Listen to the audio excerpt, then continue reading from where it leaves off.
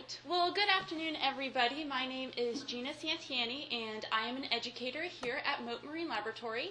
And I would like to speak with you this afternoon about gender equity in STEM, science, technology, engineering, and math education. So while my talk is entitled Empowering Girls in STEM, I'm not here to discriminate against the boys. We will be discussing gender equity, all right? But I would also like to focus on what Mote has been doing, the partnerships that we have created in order to enhance STEM learning to girls in our community. So one of our goals here at Mote is to reach underserved and underrepresented audiences in science education. And if we look at the statistics of women in STEM careers, we'll actually see that young girls could be considered an underserved and underrepresented audience. So in 2011, Mote recognized the need to incorporate more gender equity in our science education, and we actually had the opportunity to partner with this organization called SciGirls. And SciGirls actually offers videos, online resources, and professional development to educators, all in the name of maximizing STEM learning and participation to girls, to all girls. And also their other goal is to increase interest in STEM careers for girls. So the mission of SciGirls is to change how girls ages 8 to 13, or what we these days are calling tweens, to change how these girls think about STEM. So research actually shows that this is the age where girls are starting to lose confidence and interest in STEM. So it's really important that we ask ourselves why this is happening. Now, this graph actually dispels a widespread belief that boys are just naturally better at science and math than girls. So if you take a look at this graph, it actually shows the average GPA of science and math for high school students over a 15-year period. And so what we can see is that girls are actually outperforming boys in science and math in high school. But one very important thing that I also want to point out about this graph is that for both male and females, GPAs in science and math are on the rise. So that is very encouraging. But people may ask, well, what's the problem? Girls are outperforming boys in high school. Why are they losing interest and confidence in their STEM abilities? Well, what we are finding is that even though girls can do math and science, they're actually choosing not to. So this is a breakdown in percentage of women who are earning degrees in various STEM fields over about a 40-year period. And there's a lot of information in this graph, so I very quickly want to go over a couple of points. First thing that I want to point out is that for most of the STEM fields, we do see that female participation is on the rise. So again, very encouraging. So starting at the front of the graph here, we'll look at biological and agricultural sciences. We can see that there's really no problem there. In fact, a majority of degree holders in this field are actually women, with about 60%. Moving on to chemistry and math, we can see that male and females are equal earners of these degrees. But where we really want to focus our efforts probably is at the end of the graph, in physics, engineering, and check out computer science there. So what we are seeing is that, again, these are the fields where we need to concentrate our efforts for women earning degrees. And obviously representation for women varies by field. We can clearly see that. But I do want to take a look at computer science. So you can see that computer science was actually one of the categories that was on the rise for women. However, I think that this category shows that we cannot take our efforts for granted, and we cannot take our progress for granted. So we were on the rise, and then computer science quickly began to drop off for women in the past 20 years. So that may also need to be a STEM field that we need to concentrate our efforts on as well. So what is preventing capable women from pursuing these degrees? Well, Girls receive messages in their everyday environment, and those messages are very impactful. So these messages, unfortunately, stem from societal beliefs and actually influences girls' performance in science and math. So in one example, actually, they had teachers tell girls that their intelligence could grow as long as they practiced their math and science skills. And what they actually found is that girls did better on their math test when they had this growth mindset. So they were able to kind of fight against these negative stereotypes and resulted in increased math scores, which is, again, very encouraging. But unfortunately, these widespread beliefs come from an implicit bias in our society, and that is that people just naturally, I guess, associate science and math with men and arts and humanity with women. So if you would like to actually test your own implicit bias in this in gender and STEM, you can actually go on this website here. This is the Harvard Implicit Bias Test. And there are many tests listed, but you would choose gender and STEM. You can go on and see if you have in fact been influenced by societal messaging as well. So you may be very surprised by the results. So I would like to believe that in society today, we are kind of moving past these archaic stereotypes. We're actually finding that men are very accepting of their female coworkers in STEM fields. But there is another problem, and that is with women's confidence. So what they're finding now is that even though men are accepting women in these various STEM careers, women's confidence are still shaken by these societal messages. So women do not see their professional abilities as equal to their male coworkers. So why not leave things as they are? If this is a widespread societal problem, it's going to be really difficult to change. Why don't we just let women go into arts and humanities and continue to let men be the engineers and be the mathematicians and things like that? Well, we're actually all going to lose out as a society if that is the case. So the U.S. Department of Labor actually put out a statistic that in the next 5 years, 9 out of 10 of the fastest growing jobs are going to require a degree in science or math. So these are really the jobs of the future, and they are going to create more innovation and really carry our economy probably in the future.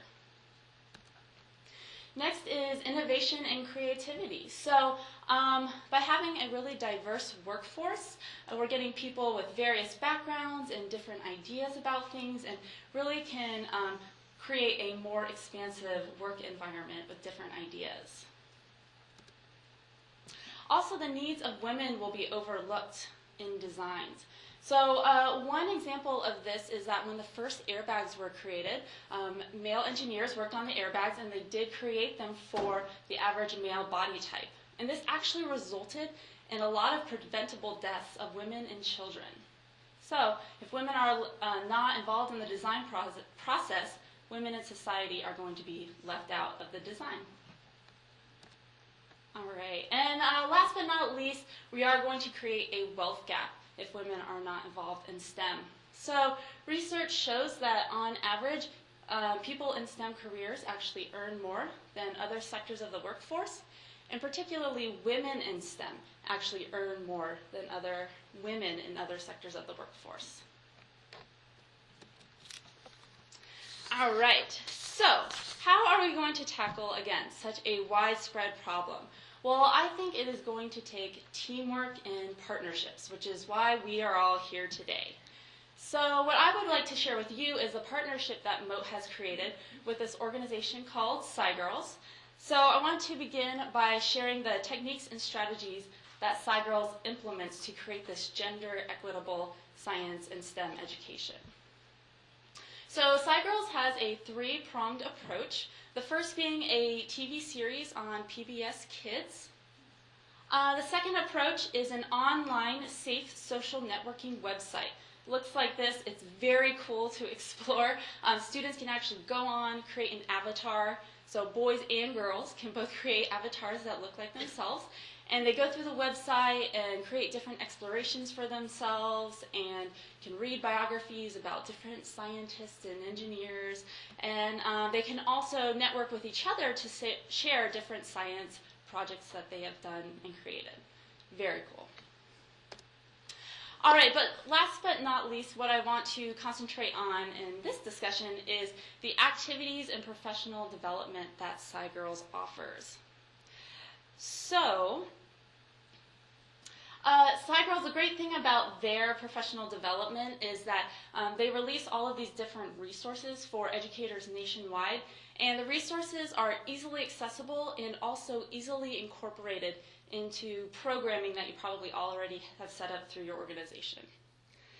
So what they have done is they have actually streamlined all of this research into 7 simple principles that we as environmental educators can incorporate into our programming.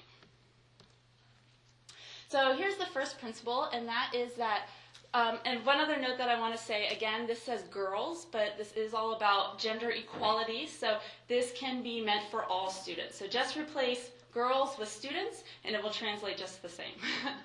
So students benefit from collaboration and when they can communicate fairly. So as educators, it's really important that we create an open and positive environment for all students to collaborate equally. All right, next principle says that students are motivated by projects that they find relevant and meaningful. So again, as educators, it's our responsibility to translate our teachings into ways that students can understand and make connections in their everyday lives. So we really want to create a need to know and a reason to know for these students. All right, number 3 says that students enjoy open-ended projects and investigations. And one tip that SciGirls gave that I have found very beneficial through this principle is when you're giving students an activity, by just giving them the materials and an end goal and allowing them to kind of create the exploration and the experiment is hugely impactful. You would be so amazed with what students can come up with in working in their minds. And I think that in school, in structured environments, they get a lot of this step-by-step instructional teaching, and by giving them the opportunity to create their own exploration is amazing. So that one has been really great for the programs that I've been using.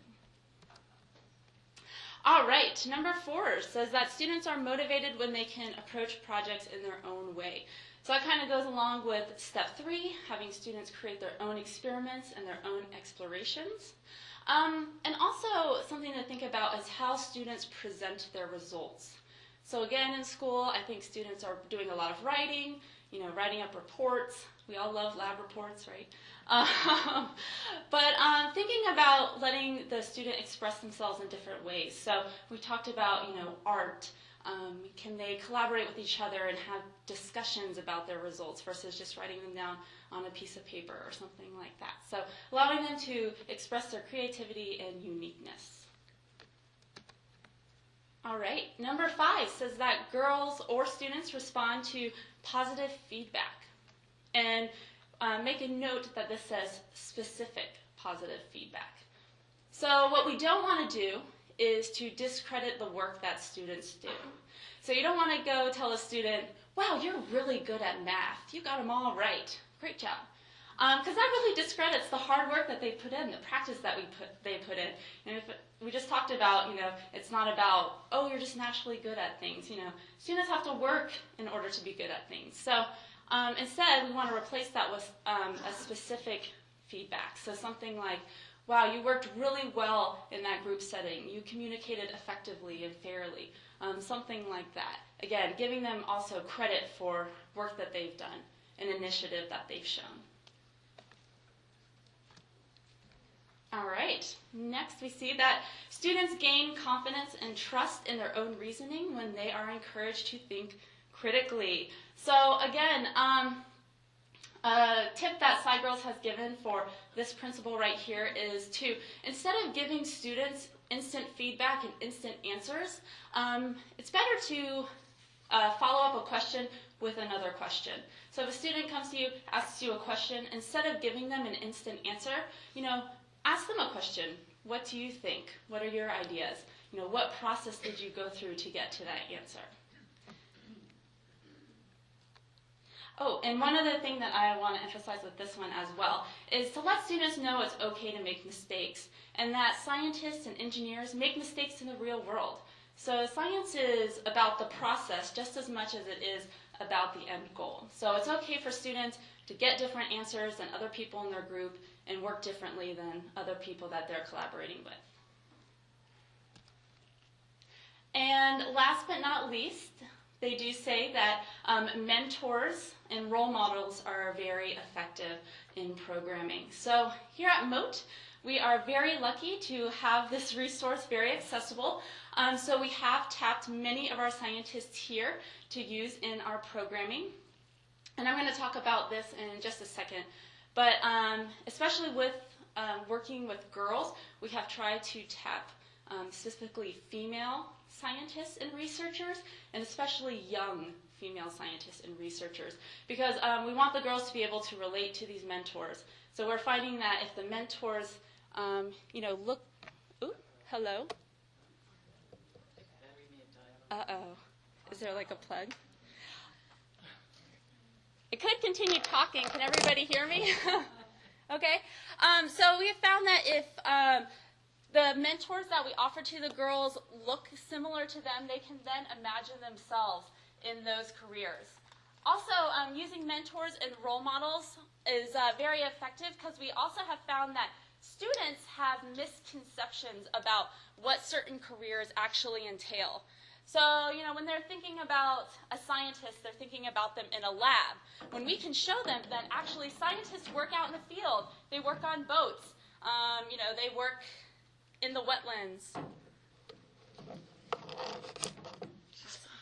So we can actually, thank you, we can actually make it a lot more exciting for them by introducing these role models.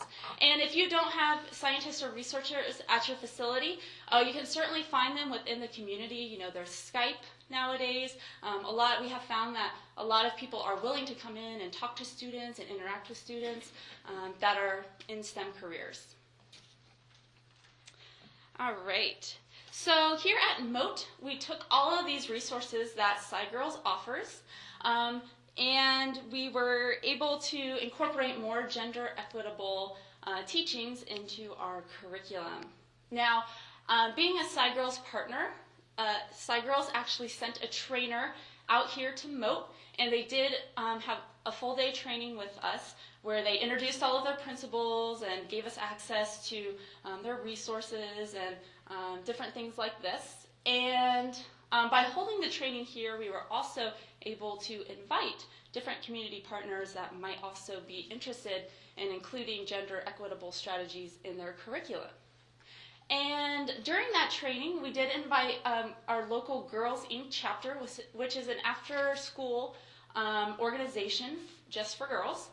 And we met their science instructor at this training. And from meeting her, we actually developed this relationship with Girls Inc. and have been able to offer them a weekly after-school program based on Mote's research. So here's just a little information about the program. We offer it to their 4th and 5th graders. On average, we have about 25 girls weekly that come to the program. And again, we have been using SciGirls materials in this programming. So again, it's themed around Mote research, but we are incorporating the SciGirls 7 strategies I just went through, and also some of the other resources that they offer. So again, here are some more resources that we have used. So SciGirls also puts out different hands-on activities that are structured around the SciGirls 7 principles. And here's an example of some of the workbooks that they've put out. These workbooks actually include the hands-on activities. So each workbook is themed to a different STEM field. So you can see we have engineering up there. We have Go Green, which is environmental. We have Get Tech, technology. So this is how we are able to incorporate that physics and that math into a mostly biology curriculum. So while not all of the hands-on activities always relate to what it is that we're discussing, sea turtles or manatees, we do try to modify them so that they do fit into the theme so that, again, we can incorporate more STEM variety, more so than just biology. And then, as I mentioned earlier, that number 7 principle that says that we should use mentors and role models. Again, Mote does have many female researchers working on various projects around the lab. So we have tapped those female researchers and used them in our SciGirls and Girls Inc. programming. And we were lucky enough to receive funding to bring Girls Inc. here to Mote actually several times throughout the year. And each time they came, they met a different female researcher, and they actually were involved in the research that the scientist was doing. So most of the time the girls got to record data as the scientist was implementing the research, and then they got to ask her questions and about her everyday, what she does from day to day, and things like that. All right. So I think as environmental educators here, we can actually structure our programming a lot easier to fit these gender equitable principles. And our single goal is to make girls and all students more comfortable in their STEM abilities. So I've actually had testament to this program where the girls at Girls Inc. have said that they like science more at Girls Inc. than they do in their classroom at school. And again, we're not the only influence in science at Girls Inc. They do have that science instructor that also does activities with them as well.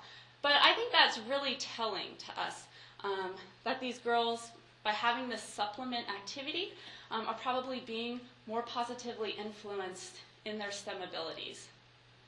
And so our hope is that by giving them this supplement and this experiential learning environment, that they will be more encouraged in their STEM abilities in the future, and hopefully one day want to join the STEM workforce and give us a more diverse future workforce. All right, so here are some resources for you.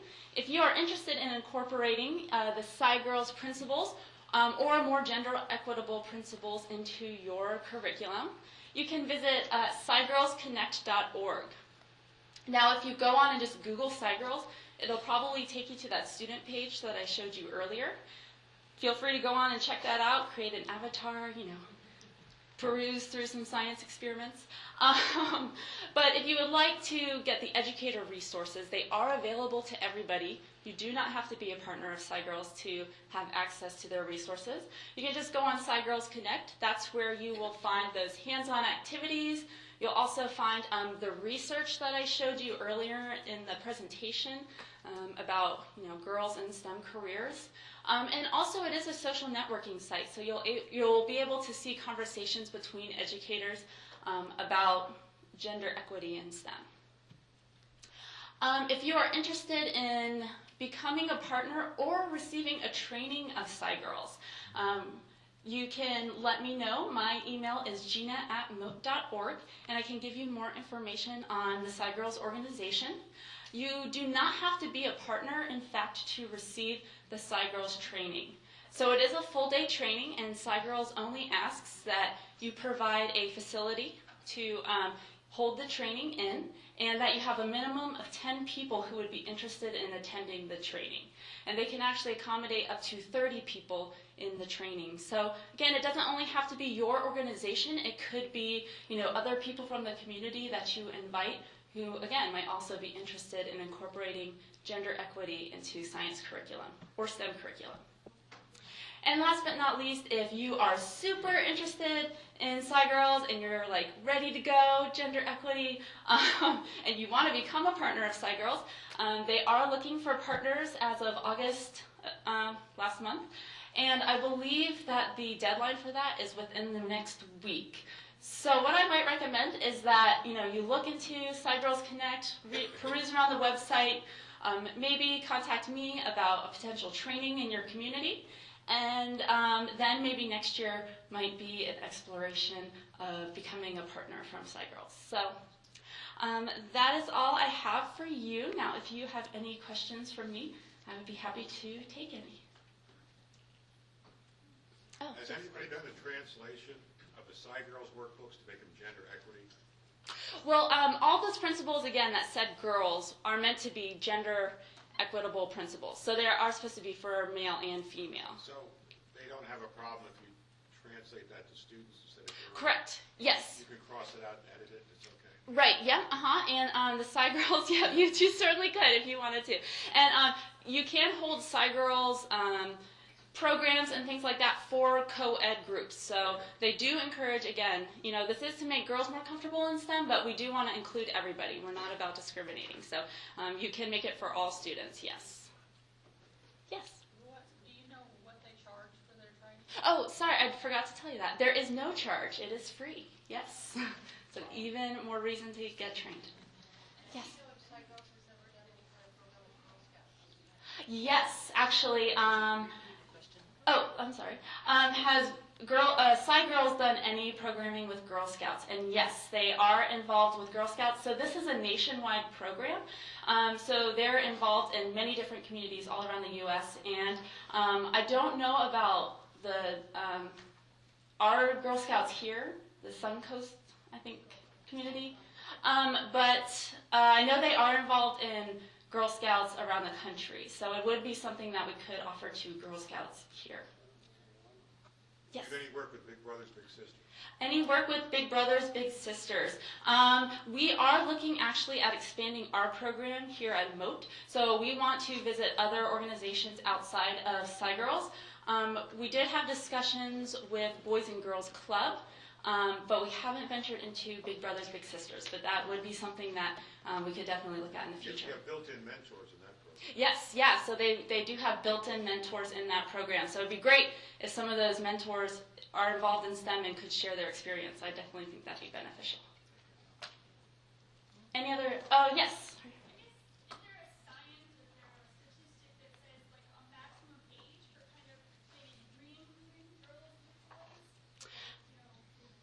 There's a question about statistics and if there's a certain age where girls and boys can be incorporated together and be comfortable, I guess, together. I haven't seen that. Like I said, because we had a high school statistic up here, and then I explained that SciGirls really concentrates on the tween age. But I would be curious to see if at a certain point girls are then comfortable being reincorporated with boys. So that would be something I would definitely look into. I'm not sure. All right, thank you. Thank you very much.